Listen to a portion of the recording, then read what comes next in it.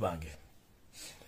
mukulembeze Robert Kyagulanyi Center mulina information yo ne bakulembeze banno bemukwasaganya ekibiina kya no fena kye tusubscribingiram information jenina endaga bwenti anti muganda wange nze kulabula emirembe egisinga ku bantu betwita opposition mu Uganda temuli opposition omwezi guno gwennyini obadde ogezaako nnyo okulanga nti obwasseruganda bibiina ebivuganya ne tebiriiwo njala kugamba nti meeting giwasisa okubeeramu ne boyita abakulembeze banna opposition ebyabagibadde byonna byatuuse dda ewompe so tabasiratono wakalekezi nabo byokwerinda olw'ensonga nti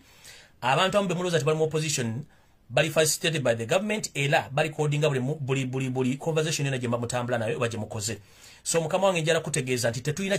kibiina kyogenda kwesigadde n'olunaku n'olumu era okudda mu kafubo nabo oba weesibye bomu mu lubuto ng'egenda kukuba era meeting giwasembye okubairako ewe jabaddeko erubaga yabaddemu ebirumira era information okusoda gye nfunye mu nsonda zange ebintu byonna mwateesezako yabadde public yabadde secretively byonna byategerekese dda omumpembe Yosef Mtanankazi ababirina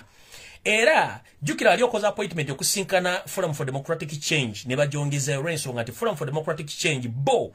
bali mu direct contract n'omusajja ono lwakuba nti bo baali tabanaba wa gadgets zino ezigenda okurecordinga conversations zammwe kyovola nti meeting yammwe nabo bajongezaayo naye kati njala kutegeeza olw'ekigambo kino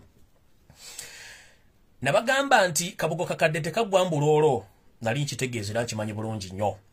buli yava mu nsiko yenna akyakola Yosef Mutano wakalekezi tebakubuzaabuzanga abafuka baana bantu gonna mazzi ekituufu kiri nti bakyakola nabo bonna lwakuba nti bebuzaabuza the likes of Tsajusa Kale Kayihura Kizza Besigye Tumukunde ani Henry Tumukunde bonna bakyakola ne Yosef Mutano wakalekezi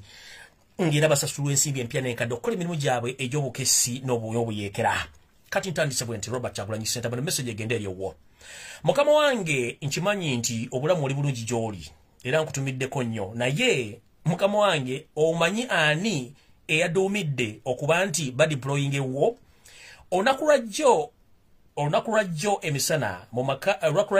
ebitongole by'okwerinda byasinkanye omumpembe Henry Tumukunde Richard Kano Kizza Besigye Kaka Bajenda Muhoozi Kanyerugaba n'abantu abalala ababadde ne bateesa nti badeploying ewo makaago basobola okusalako bakusibe naye nga abadde mu meeting eno eyaleese program eno yabadde Richard Kano Kizza Besigye ne Henry Tumukunde wepo ne Kaka Bajenda dukopisa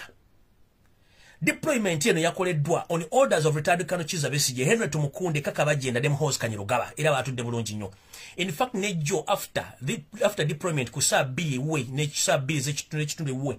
bataddeyo security meeting yatuddeyo ewe okudiscussing how they are going to manage the crowd in case waliwo chaos so muganda yenkula musiza Robert Kyagulanyi Center eya planiza deployment yo Richard Kano Kizza Besigye omukobbo Henry Tumukunde Kaka Bajenda ne Muhoozi Kanyerugaba badde mu meeting ne baleta program eno ne bagatu mu deploying ewe aleme kufuluma naye nga boyita abantu bo era boyita bannabyabufuzi let me tell you this Robert Kyagulanyi Center please bobanga oyagala kumanya abantu bodiringa nabo nze nakugamba toli Jesus kuba ne Jesus abantu bamulemerera soko deo kole biography y'abasajja bodiringa nabo gye basibuka gye bava onoonyereze Tumukunde yasibuka ludda bajjajja bameka bali mu Uganda tajja kubulya wadde n'omu noonyereza muntu bajjajja bali bameka mu Uganda talina wadde n'omu Richard Kano Kizza Besigye noonyereza gyava tojja wadde jjejjo n'omu tojja mufuna noonyereza Yosef Mutano waka tojja kufuna gyava talina gyasibuka noonyereza ne bakyala bagati bane bafumu bafere bayaye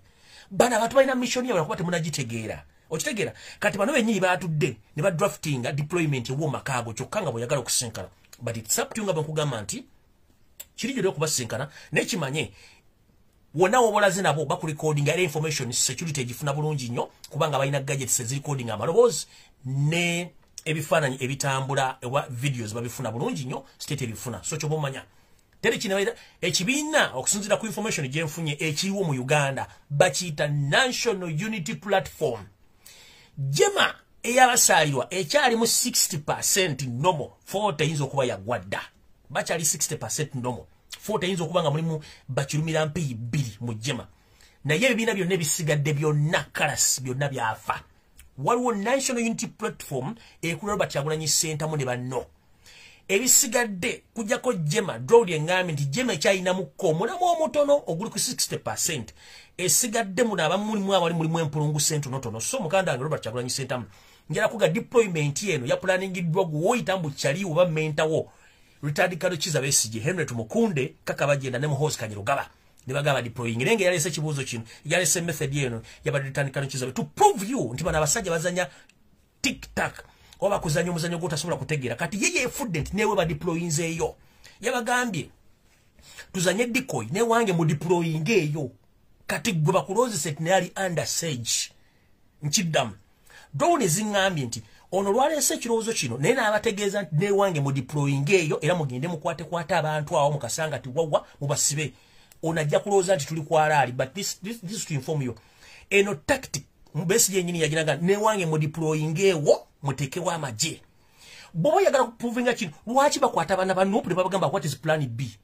wali oyimiriddeko maaso ku press conference yonaga nti Robert Kyagulanyi Ssentamu Nuupu na plan B it was him ani gwe bali bakutuwa FDC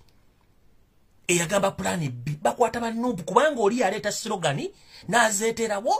wawone program gyaleeta simanyi atakulekera nawo tomulekera ne bakola banners nga ziriko ebijambiya ani gwe bakwata kubanga bo bazimba ekintu kyo bamala bakisindikira gwe kati bw'obanga oyagala tutegere ebintu bino ye kennyini yalese program eni ya deployment bakudeployingeko bakusubire mu makaago naye n'abagamba okukola decoy oba okwekoka mu kintu kino nange wange mu deploying mugende nga mukwatakwata abantu abo mbakwate muloze kuba bagamba musimu bakotta abantu ebina bikibi kyonna kyabadde kintu kya kiyaaye kubanga bakiplaninze so mukama wange Robert Kyagulanyi Ssentamu ngenda sigala kuno ku internet ngamba wa information mpaka ng'oli ntebe mu ntebe ebisigadde saagala bimanya ngenze maaso